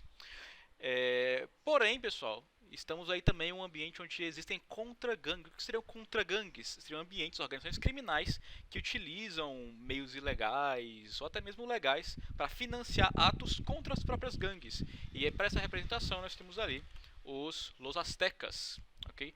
Que são a parte leste da cidade de Los Santos. Passaram a mão na frente da minha escopeta dupla de cano cerrada. Macho, agora pense num diabo do armapelona, bicho. No multiplayer é só que o pessoal usa. Fiz até raiva.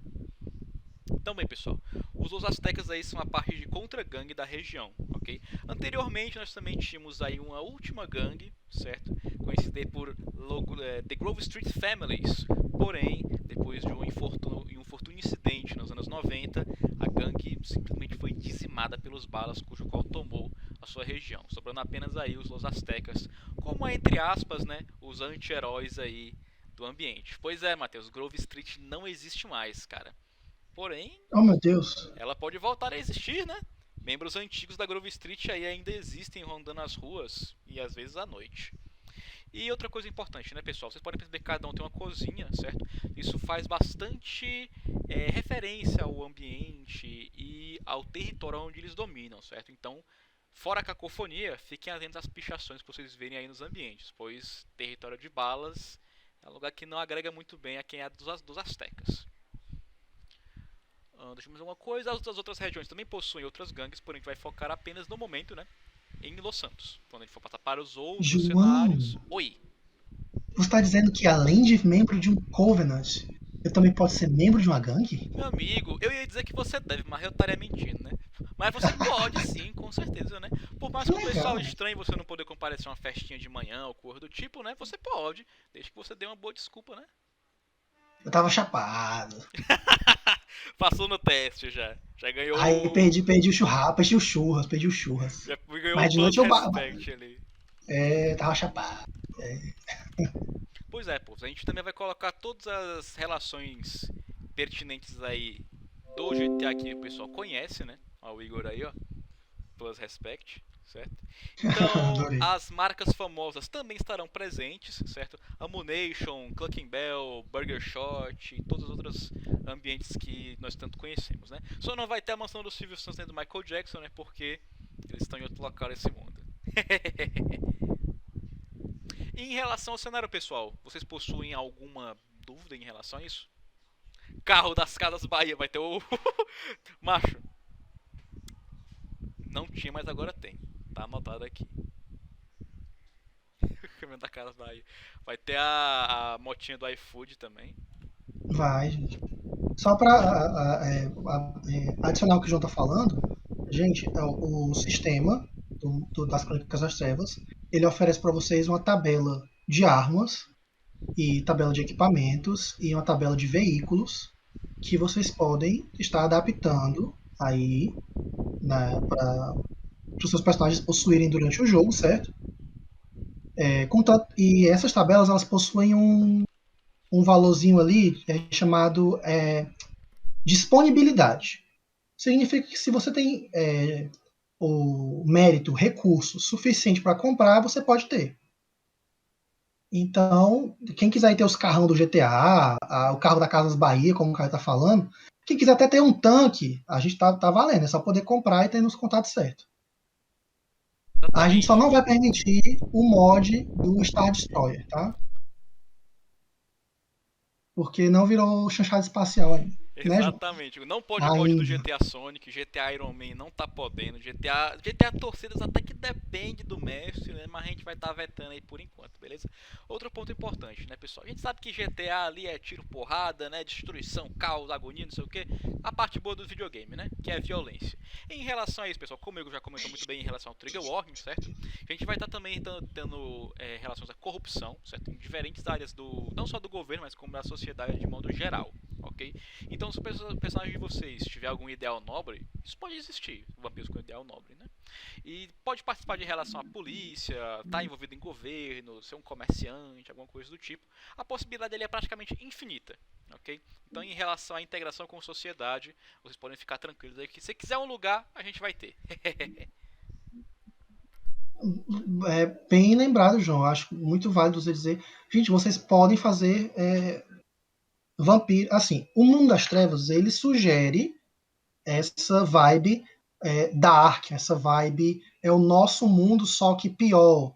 É válido, é justo, porque é o que o sistema literalmente diz nas entrelinhas dele. E nas linhas mesmo.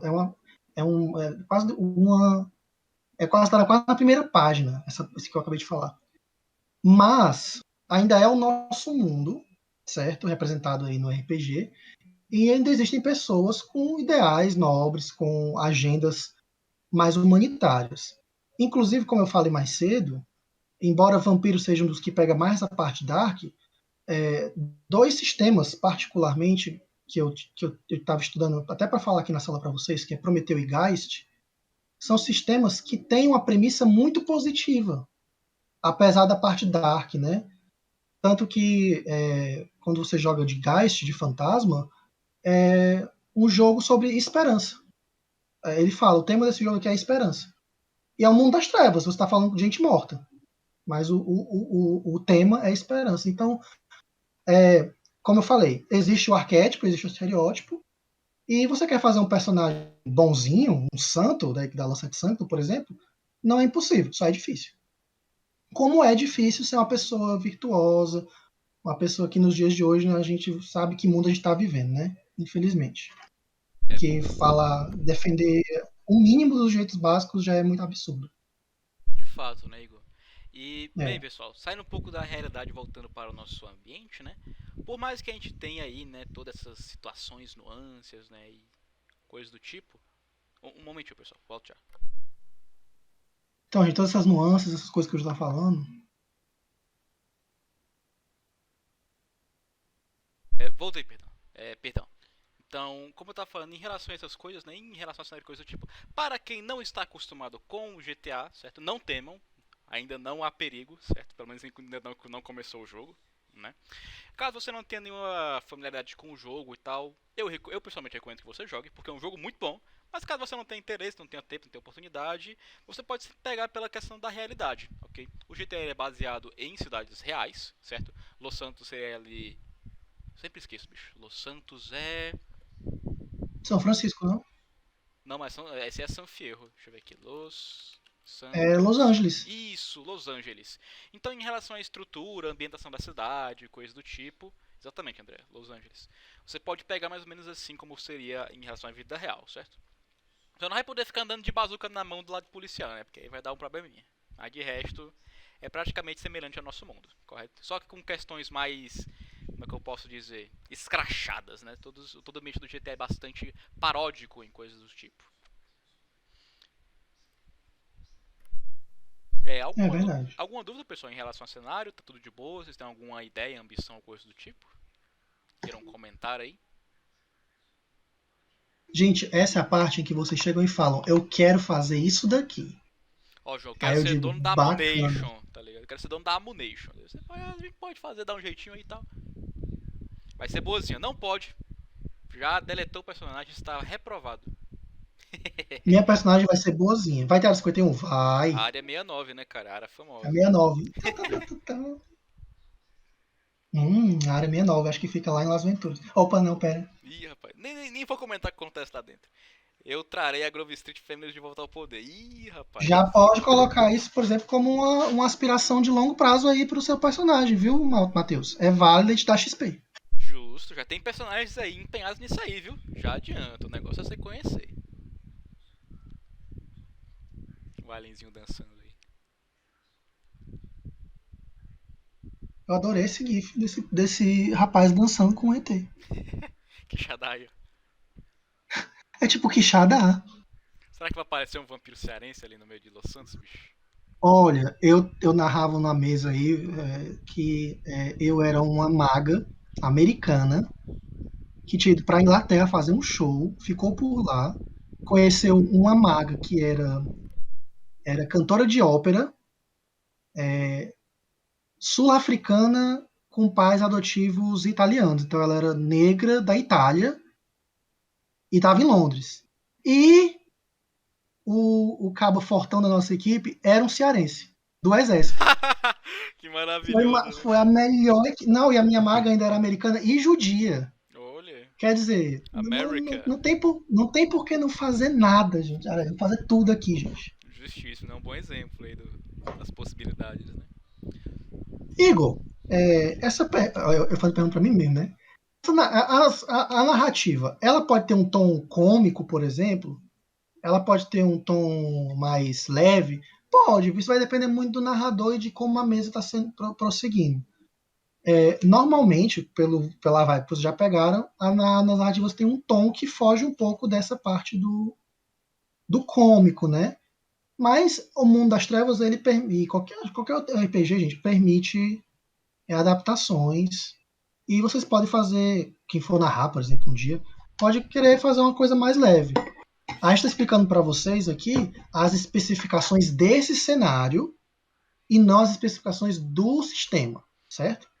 Justíssimo, Igor. Então, Eu acredito, né, como a gente vai estar começando, aí a gente dá a pegada pro pessoal, mas à medida que os negócios forem assim, né, tendo necessidade de ter umas esfriadas nos climas, né, o cenário propicia muito bem ambientes assim, né, como o Caio mandou aí, mais cômicos, mais estranhos, né, mais malucos, e bem mais cartunescos, né, acho que a gente pode colocar assim.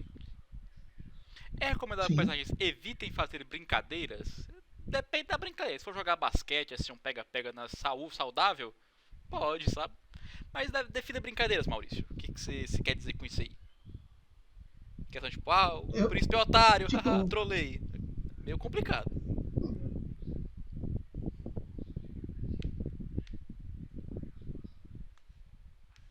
Exemplo, o cavalo subiu na árvore. Não, isso é ah, questão de RPG, entende? Se o é, momento está apropriado para brincadeira, vocês podem tirar sem nenhum problema. pronto, gente. João, você falou uma coisa interessantíssima. Momento apropriado.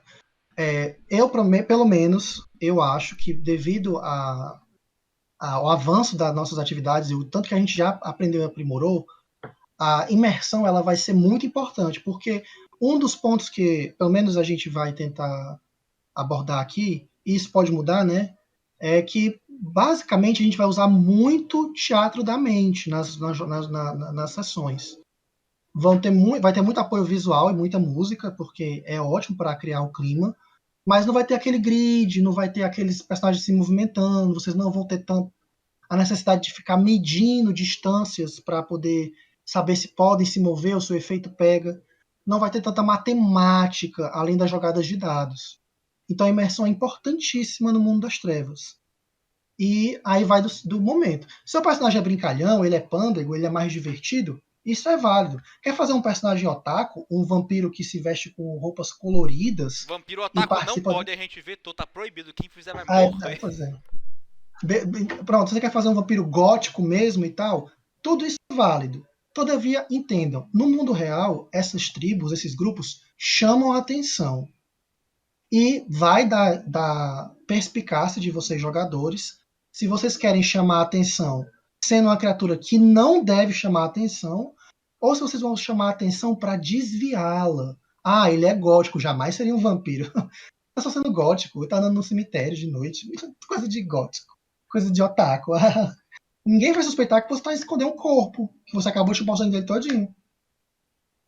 Tá Justíssimo. entendendo? Igor, mas complementando em relação à pergunta do Maurício, né? Que ele comentou em Hum, relação a brincadeiras e coisas do tipo. Você falou que depende do momento, de fato, né? Em relação à imersão e coisas do tipo. Mas eu creio que também depende muito da situação, né? Contexto geral e do mestre que tá ali prezando pelo ambiente. Eu pessoalmente imagino que toda a minha sim. aventura vai ser mega, hiper, blaster, tiro, porrada, desgraça, caos, tá ligado? E obviamente um momento ou outro você pode, tipo, tirar uma brincadeira, mesmo que seja assim, pegando pela parte de quebrar a imersão não, né? Quebrar a quarta parede, né? Que, por Uhum. exemplo, no momento do cavalo subir na árvore, foi um erro mecânico ali, né? Que o Caio tinha acesso ao token do cavalo, e ele puxou ali pra perto da árvore e ele ficou em cima da árvore, né? Como a gente não vai ter esse auxílio mecânico, pode ser que exista algum outro tipo de veículo, né, para tentar dar esse alívio na situação, né? Que eu pessoalmente imagino que vai acontecer uma hora ou outra, né? Não vejo problema. Eu falando aqui como Pronto, João. quando eu falo da imersão, nesse ponto, e aqui vale a pena a gente reforçar aquilo que a gente falou mais cedo, gente, certo? Tudo que vocês jogarem em San Andreas, em Los Santos, fica aqui, não levem nada pro pessoal. Mas a imersão pode ser tão boa que vocês podem, de fato, os personagens estarem tensos e eles quererem quebrar o gelo em on, quebrarem a situação. Então, por exemplo, o meu personagem está muito nervoso porque a gente está numa perseguição, tem uns caçadores atrás da gente com as estacas, mas o meu personagem ele é aquele personagem descontraído. Quando ele fica nervoso, ele faz piada. Você faz uma piada no meio de uma situação tensa, é válido, porque você está interpretando.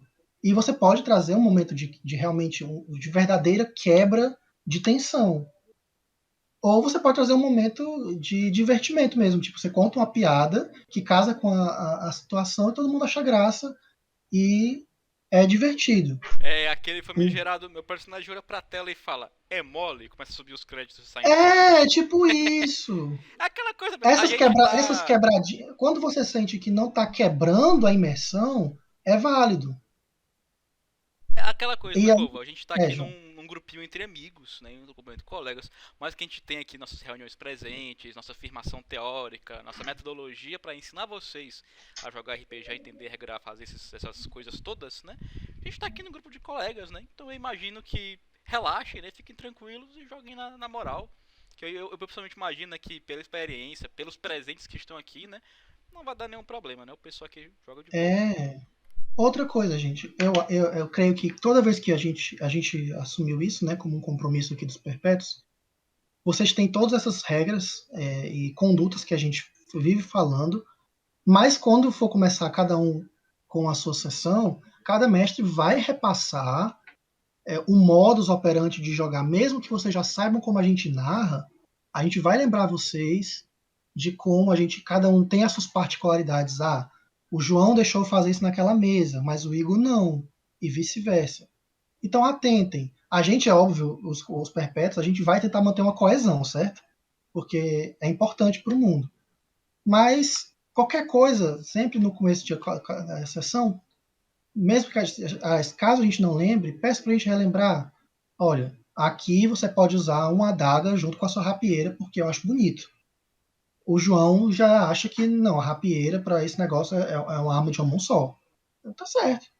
A arma não é uma arma leve, então você tem que, enfim, vocês entenderam, né? Cada mestre tem suas particularidades.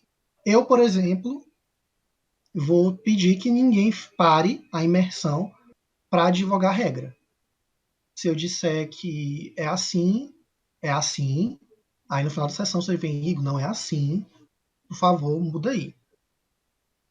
Vamos respeitar essa regra aí, porque e tal. E eu vou escutar, mas vamos tentar não parar a sessão para explicar a regra, porque isso aconteceu tanto, gente. Quebrava e tal.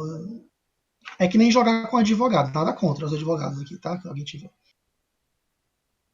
Agora que o Matheus comentou aí a adaga mais rapieira igual a perfeito, eu pessoalmente já utilizei a adaga rapieira no Swordplay. É maravilhoso, mas pra D&D, infelizmente, eu prefiro usar essa regrinha aí.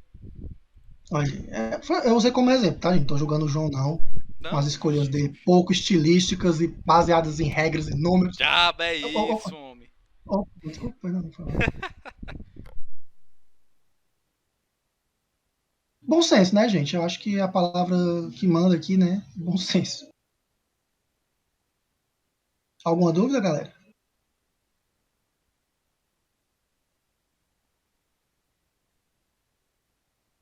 Olha, João, essa sua pergunta é muito boa. Quando a gente começa? Igor, eu tenho uma mesa pronta, mas eu já posso começar a narrar. É só fazer o sorteio aí. Mas a gente, Perpétua, a gente decidiu que vocês precisam de de um choque de imersão, por assim dizer. Não é de realidade, é de imersão.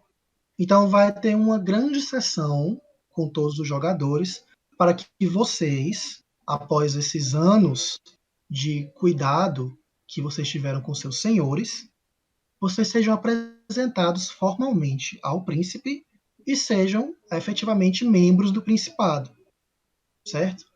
E aí a gente vai jogar no grupo uma data ideal para vocês, para que a gente tenha essa grande sessão. É tensionado ser uma sessão rápida, talvez mais rápida do que um encontro, mas que vai exigir, né, que vocês tenham as fichas prontas, né, os conceitos, pelo menos o núcleo, o core, o cerne desses conceitos estabelecidos, para que vocês vão lapidando ele ao longo da narrativa. Igor, o meu personagem ele pode ter, tipo, sei lá, um choque de realidade e uma mudança de vida, de não vida, no caso, e tentar ser outra pessoa? Pode. O XP tá ali para você gastar como você quiser e as consequências estão ali para você lidar como você achar que você vai lidar melhor com aquilo. Eu não tenho nenhum problema com jogadores que trocam, mudam de time, que faziam uma coisa e agora não fazem mais, contanto que seja coerente com a narrativa. E isso vale dizer que toda a compra de melhorias, de avanço do personagem que custe XP, deve ser conversada com seus mestres. De preferência, o mestre que lhe deu o XP, certo? Porque ele vai estar ciente da história que se ocorreu. Em casos mais gerais, nós perpétuos decidimos em conjunto se aquilo é válido ou não, mas sempre consultem os mestres. Ah, Igor, eu vou comprar 2 pontos em Firearms. Tá bom, mas você passou essas sessões aí treinando? Você procurou uma academia de tiro? Não. Ah, então você não vai comprar, não. Pode guardar aí. Tá certo, gente? Aqui é um pouquinho mais. É um pouquinho. Assim como vocês ajudam a construir a história, a gente ajuda a construir vocês. Ok? João botou um negocinho aqui. Matheus disse massa. O resto não falou nada, então suponho que esteja tudo ok.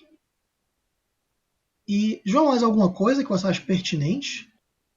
Igor, eu acho que em relação ao mundo, né, em relação à sociedade vampírica, a gente já explanou muito bem, né? Pronto. Temos aí os documentos, temos as fontes de inspiração, temos aí, né, os jogos para o pessoal poder explorar mais os ambientes que eles acharem pertinentes, né? E a gente também está disponível para tirar dúvidas, né? Isso. Eu creio que já está muito bem, muito mais do que bem explicado. Ótimo, também acho. Então eu acho que, gente, o que tá faltando agora é a gente começar a jogar, né? Justíssimo. E após essa primeira sessão, é provável que como a semana seguinte é em tese a semana livre, qualquer pessoa pode narrar qualquer sistema. E se caso não dê tempo nessa semana, eu vou ofertar a primeira mesa semana que vem no meu horário livre, certo? Orra. Já tem o meu up Alguém. aí, viu? Ei, guarde meu slot Pronto, aí. justo. É bom que mais participantes da sala podem ficar atentos, podem querer se juntar. A gente espera mais gente jogando, tá? Quem for fazer ficha ainda, tipo o Matheus está fazendo a dele, pronto, já dá uma ajuda na ficha no final para guardar meu canto. Beleza, a gente ajuda. E a gente vai começar a primeira sessão. Igor, vai ser o mesmo esquema de antes? Basicamente, gente, sessões de 4 horas. Eu acho que menos do que isso fica um pouco complicado e mais é sempre bom, mas eu sei que vocês têm horários, eu sei que sim tem compromissos, então 4 horas é um tempo maravilhoso para todos nós. E é bom citar só algumas diferenças aqui muito claras que é preciso ter. Diferenças não, melhorias, né? Porque a gente pode aplicar isso para qualquer RPG.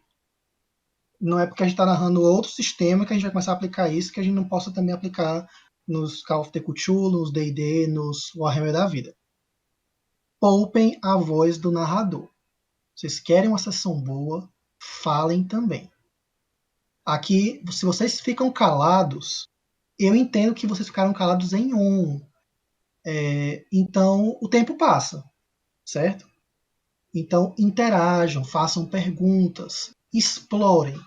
A exploração vai valer muito para vocês. Aquelas regras de não peça teste continuam valendo. A regra famosa de espere o coleguinha terminar de falar para falar depois continua valendo. Não interrompam, não cortem. Se alguma coisa é dita que vocês não gostem, procurem o mestre ou o narrador, ou o jogador e tenham uma conversa particular sobre aquilo que vocês não gostaram, com cordialidade. Se precisarem que algum de nós seja mediador, eu creio que nenhum dos perpétuos vai se opor a mediar, contanto que seja um assunto da célula ou da sessão, assuntos pessoais que vocês tenham, de fato, resolvam com vocês, certo? E é isso, gente. Eu desejo a todos vocês uma ótima experiência na noite que vai ser a noite em San Andreas. Eu desejo que todos vocês se divirtam. Eu quero muito que vocês façam coisas incríveis, que arrisquem a máscara, mas que deem um jeito de manter ela. Que quem quiser derrubar o príncipe, ele tá lá para isso também, certo? E é isso. Eu agradeço a todo mundo que esteve aqui. Já são exatamente 22 horas. O João falou que esse cenário foi feito com muito carinho, e foi mesmo. Todos aqui deram pitacos, opinaram, construíram. Cada um tem um NPC que tem um carinho, que vai ajudar vocês, que vai ajudar no sentido de que vai ajudar a construir o cenário. Vocês aí. E vamos lá, né, gente? Aquela coisa, né, Igor? O sol tá aí pra isso. Qualquer coisa só tá aí pra isso, gente. E bom, vocês estão todos liberados. Eu creio que o Caio ou o Arushi deve ter tirado o print para ficar registrada a presença de vocês. Quem tiver a fazeres a atender agora, a gente tá tranquilo. Quem quiser ficar e ter uma conversa mais direcionada, fiquem à vontade também, tá bom?